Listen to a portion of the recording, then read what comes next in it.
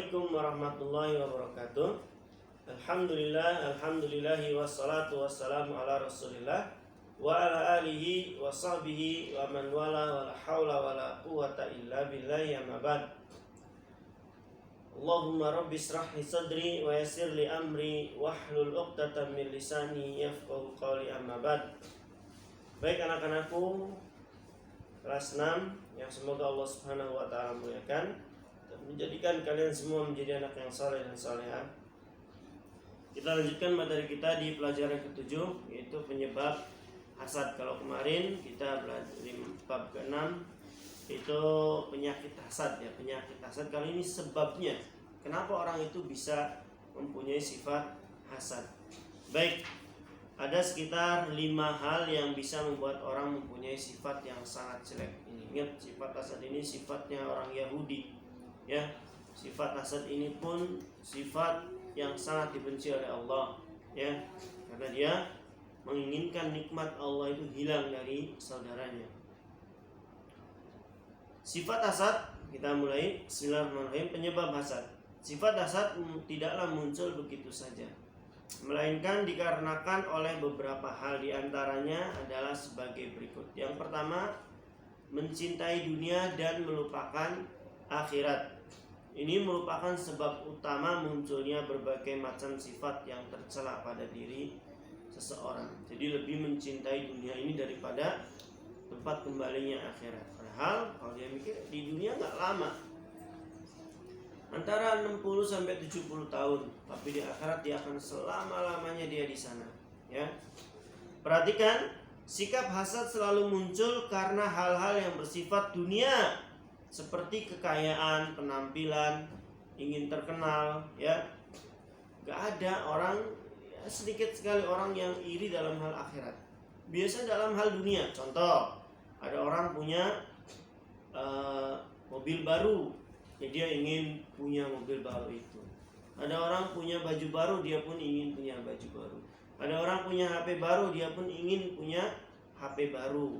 Ya, ini hal-hal yang sifatnya dunia dan pasti seperti itu. Ya, nggak ada yang bilang itu sholat duhanya 4 rakaat, saya 2 rakaat, saya 2 lagi deh biar sama. Jarang, ya. Oh, dia hafalannya sudah 5 juz, saya baru 4 juz, saya harus kejar dia. Jarang, ya. Biasanya yang namanya hasad, iri ini dalam hal-hal yang mengandung dunia, ya. Coba bandingkan, apakah adakah manusia yang hasad kepada orang yang rajin sholat? Jarang sekali, bahkan mungkin sedikit sekali. Wah, dia sih sholat malamnya rajin, iri saya. Ya, jarang sekali itu terjadi. Ya, puasa, misalnya hafal Quran, kalau ada pasti didasari oleh hal-hal di dunia seperti disebutkan di atas. Ya.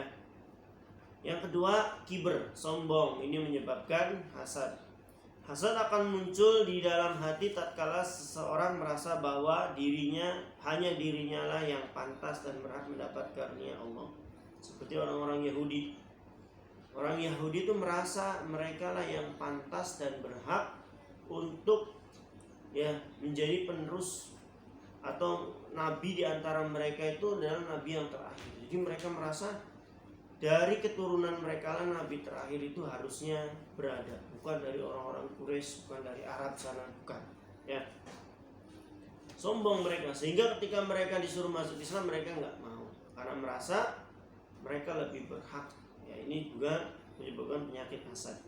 Yang ketiga, bakhil yang berlebihan, pelit yang sangat-sangat pelit. Ya, pelitnya keterlaluan.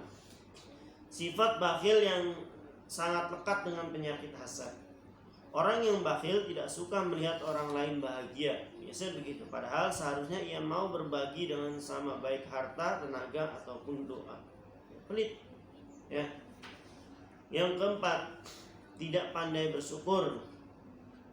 Orang yang hasad hanya pandai melihat nikmat dan karunia yang diperoleh orang lain. Giliran nikmat dilihat orang lain, orang yang punya ini dapat ini, wah, dia tahu semua. Tapi kenikmatan yang ada pada dirinya dia lupa. Dia dikasih kesehatan, dia dikasih nafas lancar, ya, dia dikasih bisa berjalan, bisa makan, itu semua nikmat dari Allah. Bahkan mungkin dari barang-barang pun Allah kasih, tapi melihatnya orang lain terus. Orang lain punya ini, punya ini, punya ini. Ya, terus dia banding-bandingkan, saya enggak. Ini bisa menyebabkan hasad. Karena dia apa? Tidak bersyukur kepada pemberian Allah. Yang terakhir, yang kelima, tidak beriman kepada qada dan qadar Allah. Ya, tidak beriman kepada qada dan qadar Allah. Orang yang hasad berarti telah mencela Allah, sebab seakan-akan menurutnya Allah tidak bijaksana dalam membagi karunia, seolah-olah ia menuduh Allah telah salah dalam membagi rizki. Ini juga terlaluan, ya. Dia tidak tahu bahwasanya Allah Maha Adil. Ya, Allah ngasih yang berhak.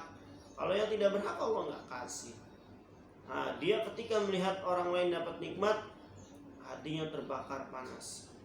Dan dia menuduh Allah tuh gimana sih? Padahal saya yang berhak tuh dapat itu, dapat barang itu, dapat yang baru itu, kok malah dia? Nah, ini tidak diperbolehkan, ya. Mari kita berlindung kepada Allah dari penyakit hasad ini, karena ia dapat menjerumuskan ke dalam kekufuran terhadap qada dan qadar.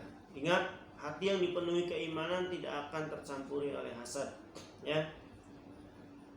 Rasulullah SAW bersabda, la yajma'ani fi qalbi abdin al-imanu wal hasadu.